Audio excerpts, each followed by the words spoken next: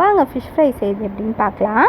ஒரு பவுல் எடுத்துக்கோங்க. அது வந்து மஞ்சத்தூள் போட்டுக்கோங்க, மிளகாத்தூள் போட்டுக்கோங்க, கொரியாண்டர் பவுடர் போட்டுக்கோங்க, அதுக்கப்புறம் பெப்பர் பவுடர் போட்டுக்கோங்க, அதுக்கு தேவையான அரிசி மாவு போட்டுக்கோங்க, சால்ட் போட்டுக்கோங்க, ஒரு ஸ்பூன் ஆயில் போட்டுக்கோங்க. கலர் பவுடர் வந்து ஆப்ஷனல் தான், உங்களுக்கு வேணும்னா நீங்கள் போட்டுக்கலாம். போட்டுட்டு நல்லா மிக்ஸ் பண்ணிக்கோங்க.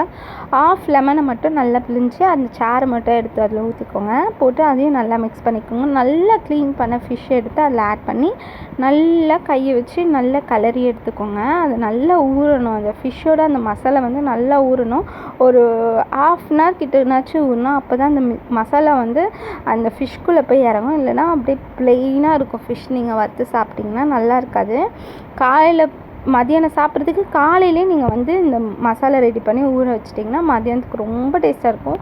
பொறுமையாக ஒரு பேனில் ஆயில் ஊற்றி இந்த ஃபிஷ்ஷை ஒன்று ஒன்றா போட்டு பொறுமையாக திருப்பி எடுத்திங்கன்னா ஃபிஷ் ஃப்ரை ரெடி. சப்ஸ்கிரைப் பண்ணிக்கோங்க.